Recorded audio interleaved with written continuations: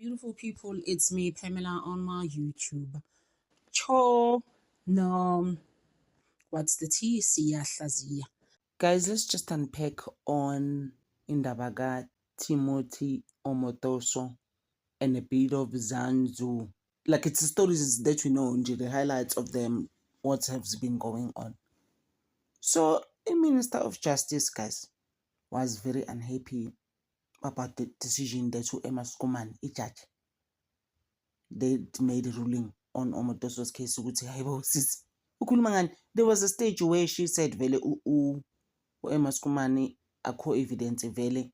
So basically, NPA they failed us. I guess. So she's like, "Hayibo, bafike nini kuleyo decision? Emma ufike nini lapho? Ukuthi a release lo muntu uthi yena what pained her more." Yeah, a Minister of Justice ke uKhensani, she was just like, yo, when I saw Cheryl Zondi, she was one of the main nurses there.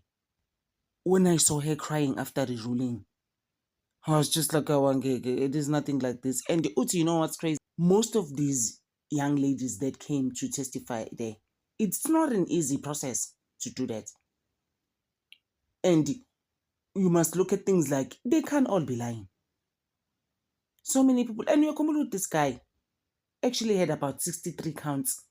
Lo baba ubekhohlakele guys uTimothy Omotoso. I even said in one of my videos last day ukuthi usuka le kini uzokwenza ubuqhophololo la ngesonto lakho leli lamanga. Uthathe and la our children to your church. Uphinde in your house eMhlanga.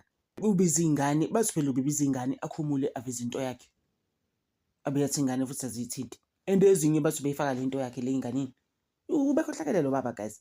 Uyayibona leyo nto leyo. So uKhensani Minister of Justice is like hayibo njani, and then uthi no usekhulumina nabantu abaphezulu high up in terms of law. She has actually given them until the 7th. Kubuthi mase checka kahle wathi no lo muntu lo bengafanele release lo. Although there was also stories zokuthi he might be deported and brothers. Remember I also said on my video yakhe when I spoke about the judgment ukuthi listen, akahambe kubo lo. His 67 was in July. He said it. It's his birthday, and all of that. I was like, he must go home. Yeah, I think it's done here. He must just go home. Deport. So we said to deport and all of that. And then another story came for Toguti. He might be rearrested. People are unhappy. I must come and yes.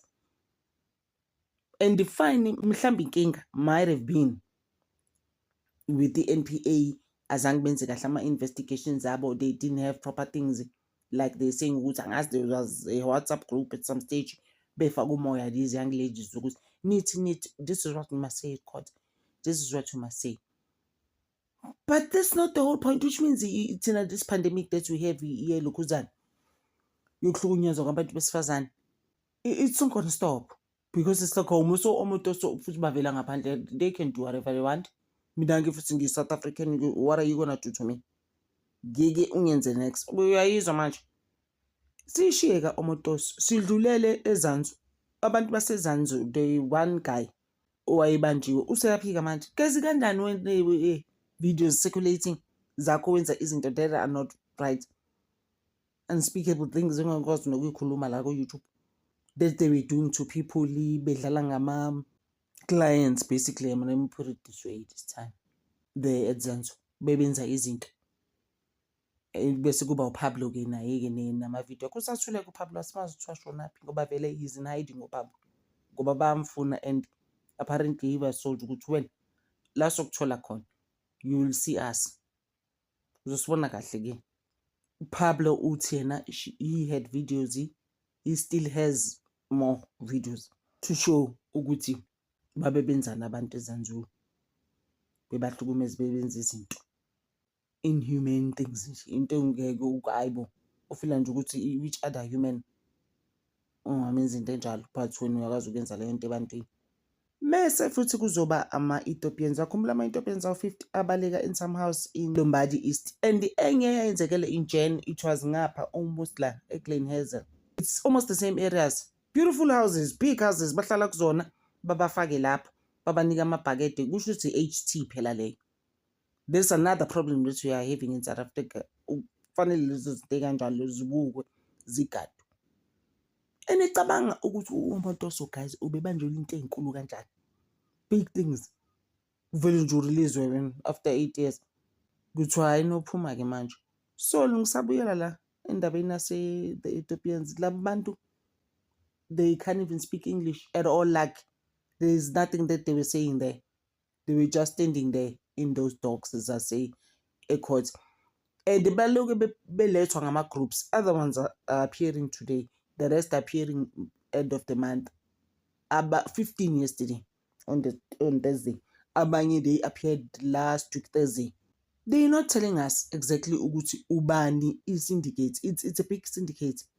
This thing yama Ethiopians ngoba awazi bafika kanjani la. And the youngest kid this time was 18 years old. Labo ngoJanuary, they were very very young. Baba sasa born ekhaya, I guess. Baba lesela. Kanti bafuna ukubenzani?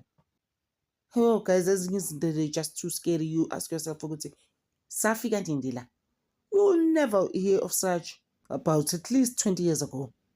In the news, man, the stuff that you hear, you're just like, no. Say lule lapho, guys. There's another story. Heartbreaking. It was covered by Eyewitness. I was just like, how was this story?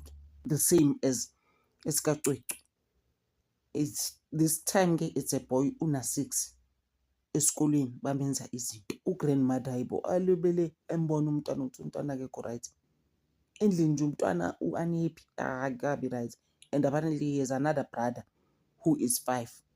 Usola nalo ubhuti wakhe manje una 5. Khiphela ke nangithi ienga isimphethe manje ngoba uyacabanga. And you know what was crazy about him? Kade bemenza lento esikoleni bemdlwengula. Kanti udlwengulwa uthisha. Uyambuza ugrandmother uthi man awukho right, what's going on? As I'm check uyambona ukuthi ngathi kuyipain also yayona. Ugrandmother sasamcheck. As ugrandmother ubani obekwenza izinto? Asho ukuthi uthisha sibani bani uyangilalisa ngisusu phansi. Guys, inkohlakalo engigaka yini ufunani enganini omdala? What happens in your mind? Ufuna ukucabanga uyangilalisa phansi bese yangenza izinto.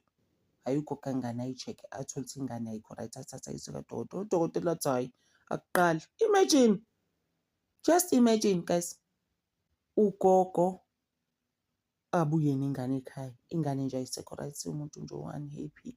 You know what's crazy though about this story list?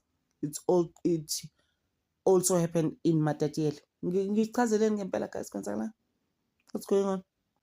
Hayibo, 6-year-old boy. Uthi ugogo nje ingane esishintshile. Uthi mayisecheke i-school bag. E-school bag in khona ummese. Because kanjani kusaba ingane no 6. I'm sure he was like long zombonisa. Mangifika esikoleni. He will see me. I will show him. And uthi ugogo kodwa bekhona nespoon futhi ne-fork.